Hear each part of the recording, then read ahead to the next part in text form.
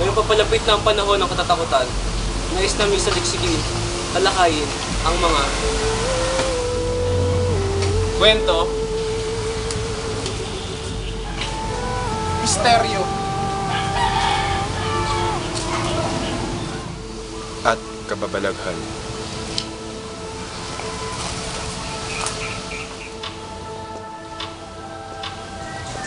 Ako nga pala si Julius Charles Jose. At ako si Ray Victor De Leon. ako si Jordan Carungkong. At ako si Luiro Luna. Ng pamumuno at pampublikong pagsasalita.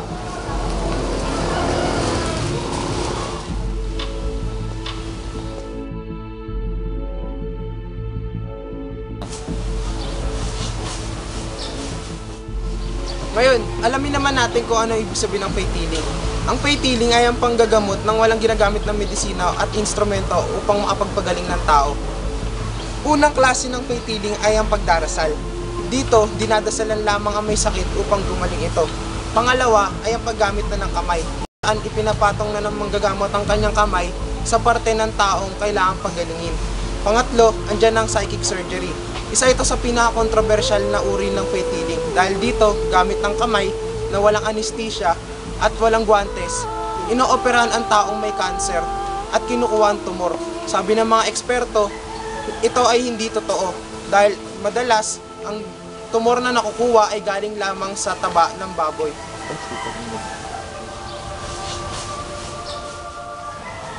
Sinasabing ang faith healing ay nagsimula kay Jesus, kung saan siya ang nagpapagaling sa mga tao na may karamdaman ng libre, kagaya ng taong may ketong, bulag, at hindi makapaglakad. At kahit ang nabasa natin sa Bagong Testamento ng Biblia, kahit ang patay ay kaya niyang buhayin. Sa Pilipinas naman, sinasabing ang unang mga gumagamit ng faith healing ay ang mga babaylan, kung saan naipasa ito sa mga kaparian ng Espanyol nang tayo ay sakupin. Ngayon, sa panahon natin ngayon, marami pa rin nagpapagaling na gamit ang faith healing. Kadalasan dito ang mga sinasabing tinawag daw sila ng may kapal sa kanilang panaginip. Marami rin ang mga paring nagsasagawa nito sa iba't ibang lugar ng Pilipinas. There is none like you. No one else can touch my heart like you do. And I could search for all eternity long and find there is none like you. There is none like you. No one else can touch my heart like you do. And I could search for all eternity long and find there is none like you. Your mercy flows like a river so wide, and healing comes from your hand. Suffering children are safe in your arms. There is none like you. There is none like you.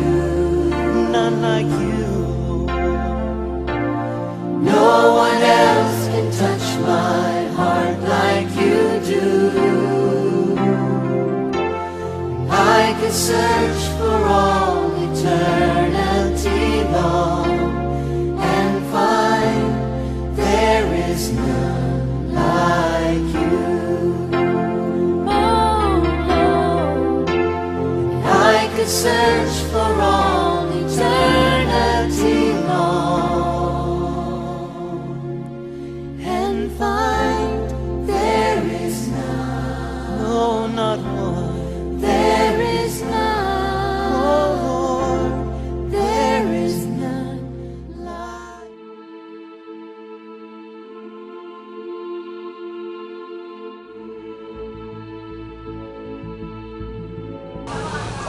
Ngayon, talakayin natin ang mga instrumentong pangkababalaghan.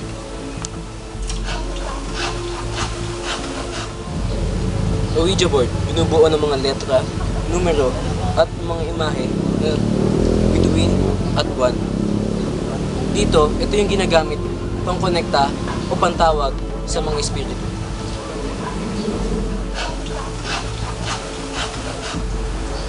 Tumungo naman tayo sa mga tarot cards.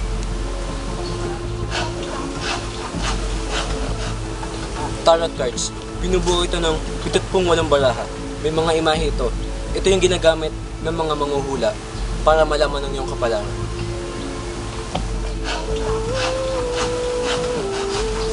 Subukan nating hanapin at hingan ng panayam ang mga gumagamit nito. Saktong-sakto, may interview tayo tungkol sa mga naglalaro ng tarot cards.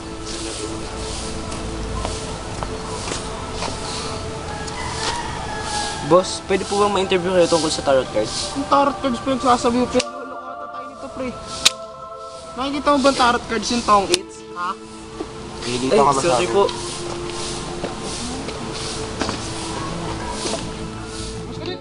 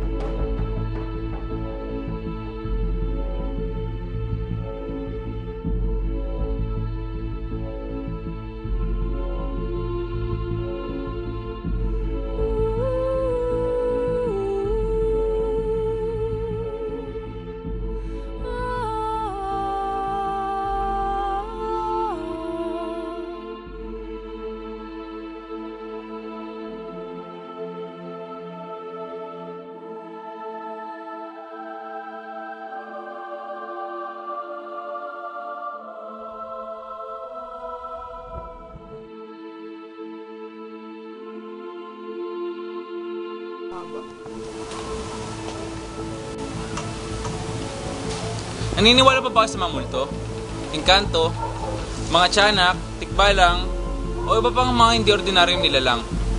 Siguro naman na hindi na, dahil matatanda na tayo. Pero sa mga bata, ang iba sa kanila ay dinadapuan ng mga phobia o trauma. Dahil mura pa ang kanilang kaisipan, bababaw pa ang kanilang pag-iisip tungkol dito.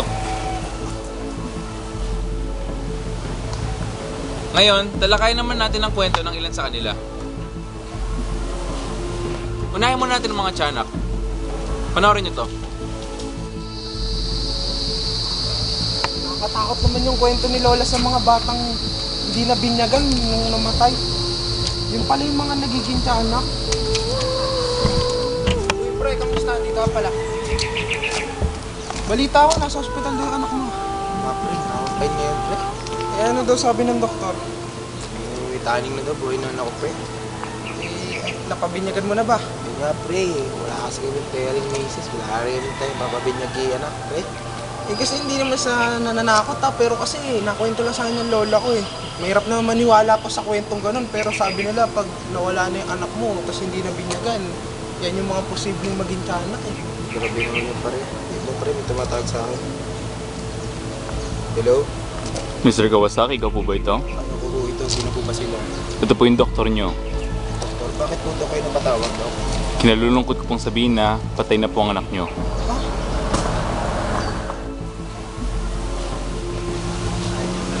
Sinasabi nila, mga bata daw na bago namatay na hindi na bendisyonan ay magiging tiyanak. Matagal na itong usapin. Ginagamit din ito ng mga matatanda pang disiplina sa mga bata. Ngayon, tumungo na naman tayo sa mga duwende. Panoorin nyo rin to.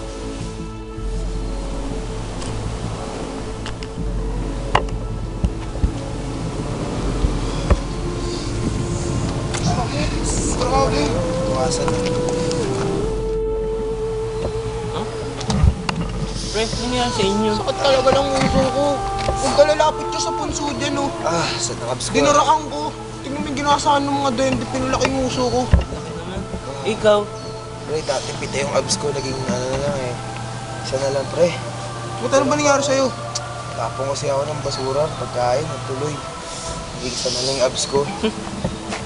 Ganun ba talaga yung punsong yun? Oo, Oo, pinapalaki kung ano yung ginamit mo para saktan sila. Sige, iihian ko.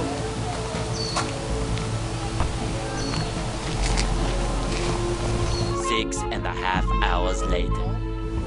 Grabe, talaba yung akin eh. Ano? Grabe talaga sa Cavite. Uy, pre, kamusta? Ano, success ba? Hindi eh. Iba yung nangyari, pre. Hindi lumaki. Ano? Lumakas ihi ko. Ang sakit. Base sa inyo nakita, na ang mga duwende kailangan rin respetuhin.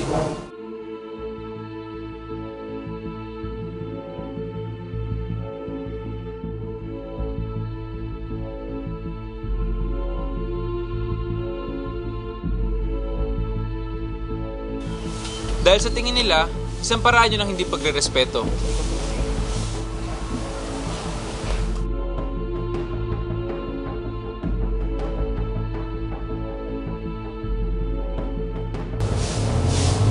Marami ng karamdaman ang hindi mabigyan lunas sa mga doktor dahil dito.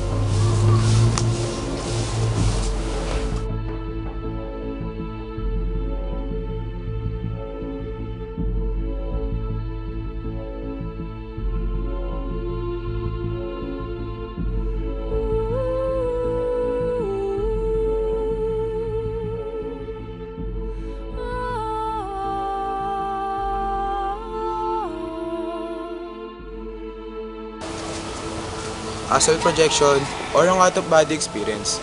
Ito daw ay pag-alis ng espiritu sa physical na katawan. Nangyayari daw ito sa kalagitnaan ng tulog o kung bukas ang iyong third eye. Sinasabi din nila, ang espiritu daw ay naglalakbay kung saan panig ng mundo. Meron daw kaso na hindi na rin ito'y nakakabalik. Mismo ang psikolohiya, hindi rin kayang maresolba ito.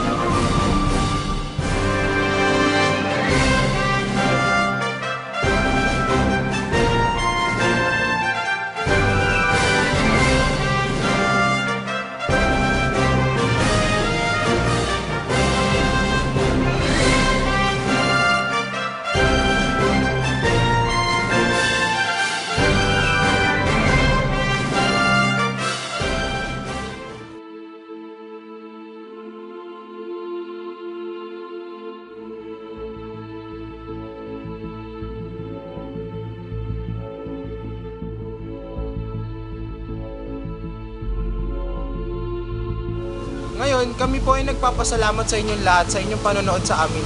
Dito na po nagtatapos ang aming presentasyon. Mga instrumento pang kababalaghan. Mga himala, Kwentong pambata, Pag-alis ng kaluluwa sa katawan. maraming salamat po.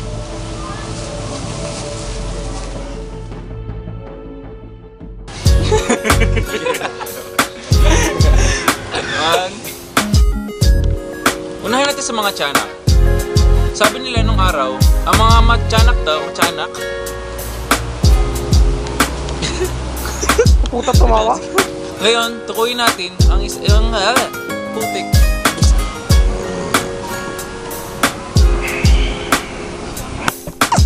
Kaya ang gatong bagay. Maro silang tapuan ng, baba! Naniniwala pa ba sa mga multo? Hindi na kami naniniwala. Wala kang maluloko dito, walang incheck dito. Naniniwala pa ba sila ba? Agad-agad, teka lang, senyas mo na. Sige na, ikat mo na lang. Bebe mo lang sobra, pre. Hindi na tama na to. Hirap ba? I swear ang po.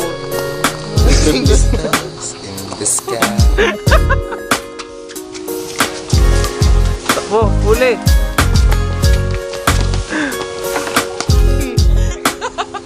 Sige na, ikat mo na lang.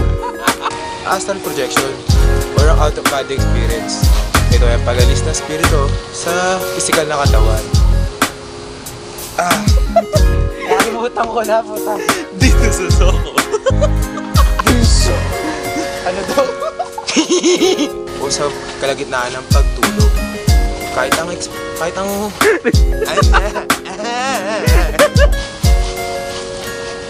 astral projection or ang out-of-body experience. Ito ang pag-alis ng espiritu sa pisikal na katawan.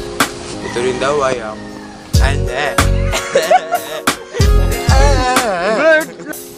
Saktong-sakto. 1, 2, 3. Saktong-sakto. Pinadinig akong gumagamit ng tarot cards. Pre, naalala mo yung kwento, yung nagpa-tarot card daw yung ninang ko. Grabe. Nanalo ng 1 milyon sa loto. Alam niyo yung mga tinayang number? Ano yun, pre? 69. 69! Ay, wala pa lang ganon. Kahit mismo ang mga scientifico, hindi ito na-reserve. Uy, wag hindi mo tapos yun kasi mabubuhos ka. Ano ba naman yan? Yes.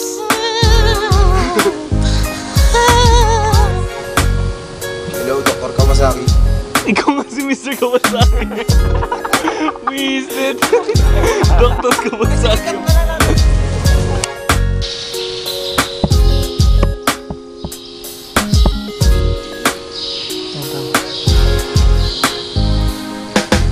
May ginagagampan na rito. Ako si Louie Rolina. Ito na po nagtatapos ang aming project.